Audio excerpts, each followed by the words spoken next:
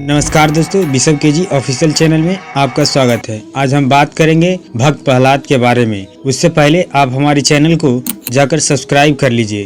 तो चलो वीडियो को स्टार्ट करते हैं। विष्णु पुराण में बताया गया है कि जब पृथ्वी लोक पर असुरों के अत्याचार से समस्त भूमंडल त्राही त्राही कर रहा था, उस समय असुर सम्राट हिरण्यकश्यप की पत्नी कायाधु ने एक विष्णु भक्त पुत्र को जन्म दिया, जिसका नाम रखा प्रहलाद। असुर कुल में जन्म लेने के बाद भी प्रहलाद भगवान विष्णु का अनन्य भक्त और सेवक था, किंतु उसके पिता हिरण्यकश्यप को अपने पुत्र पर बड़ा क्रोध आता था, क्योंकि हिरण्यकश्यप ने कई देवी देवताओं से वरदान तथा शक्तियां प्राप्त की थी, जिनके मध्य में चूर वह स्वयं को ही भगवान समझता तथा भगवान विष्णु को अपना शत्रु मानता था और अपने राज्य में स्वयं की पूजा करवाता था। अगर कोई अन्य देवी देवताओं की पूजा करता तो उसका मरना निश्चित था, चाहे वह उसका पुत्र ही क्यों न हो। इसलिए हिरण्यकश्यप ने अपने पुत्र प्रहलाद को पहले समझाया, किंतु जब उसने विष्णु भक्ति नहीं छोड़ी तो उसे मारने का प्रयत्न किया, किंतु 1000 प्रयत्न करने के बाद भी वह भक्त प्रहलाद को नहीं मार सका। उत्तर प्रदेश के हरदोई से ही होलिका दहन की शुरुआत हुई। पौराणिक कथाओं के अनुसार कभी हरदोई का नाम हरिद्रोही था और यहाँ का राजा हिरण्यकशिपु था, जो भगवान विष्णु से बैर रखता था। हिरण्यकशिपु का बेटा प्रहलाद हुआ, जो विष्णु जी का भक्त था। हिरण्यकशिपु ने प्रहलाद को मारने के लिए अपनी बहन होलिका की गोद में बैठाकर जलाने का प्रयास किया, जिसे आग में न जलने का वरदान था। लेकिन विष्णु भगवान की कृपा से प्रहलाद बच गया और होलिका आग में भस्म हो गई। तब से होलिका दहन की शुरुआत हुई। पौराणिक कथाओं के अनुसार हरदोई में भगवान विष्णु ने 2 बार अवतार लिया। पहला अवतार नरसिंह रूप में और दूसरा अवतार वामन रूप में लिया। हिरण्यकशिपु और हिरण्याक्ष ऋषि कश्यप के पुत्र थे और उसकी माता का नाम अदिति था। इनके 2 पुत्र हुए तो इनकी माता अदिति ने भगवान से पूछा था कि उनके पुत्र कैसे होंगे। तब उन्होंने कहा था कि पहले तो यह भगवान को पूजेंगे, लेकिन बाद में दोनों बैर रखेंगे, और वैसा ही हुआ। हिरण्यकशिपु पहले भगवान विष्णु का बहुत बड़ा भक्त, लेकिन जब उसका भाई हिरण्याक्ष भगवान विष्णु के हाथों मारा गया, तब से वह भगवान विष्णु से बैर मानने लगा और उनसे बदला लेने की कोशिश करने लगा।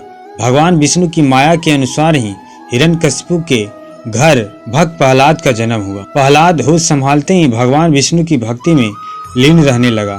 यह देखकर हिरण्यकशिपु ने उसको भगवान विष्णु जी की भक्ति करने को मना किया, लेकिन प्रहलाद लगातार भक्ति में लीन रहा। इसके बाद हिरण्यकशिपु ने प्रहलाद को कई यातनाएं दी, उसे मारने का प्रयत्न किया, लेकिन भक्त प्रहलाद का बाल भी बांका नहीं हुआ और उसने विष्णु जी की उपासना जारी रखी। क्रोधित हिरण्यकशिपु ने प्रहलाद को मारने के लिए अपनी बहन होलिका, जिसे भगवान ने वरदान स्वरूप एक चुनरी दी थी, जिसको पहन वह आग में नहीं भस्म हो सकती थी, कि गोद में प्रहलाद को बैठाकर हवन कुंड में बैठाया। लेकिन भगवान विष्णु की कृपा से वह चुनरी उड़कर भक्त प्रहलाद के ऊपर आ गिरी और होलिका आग में जलकर भस्म हो गई।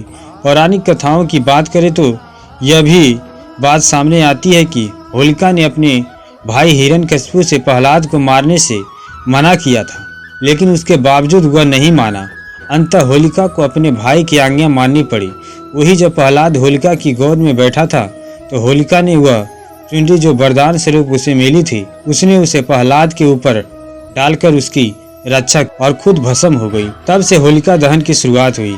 इसीलिए जब होलिका दहन होता है, तब भक्त प्रहलाद से पहले होलिका माता की पूजा भक्त करते हैं। बहन होलिका की मौत के बाद हिरण्यकशिपु और क्रोधित हो जाता है। वह पुत्र प्रहलाद को मारने के लिए लोहे के एक खंभे को गर्म कर लाल उसे उसमें बांध देता है। उसके बाद वह प्रहलाद से पूछता है कि तुम्हारे आराध्य विष्णु जी कहाँ हैं?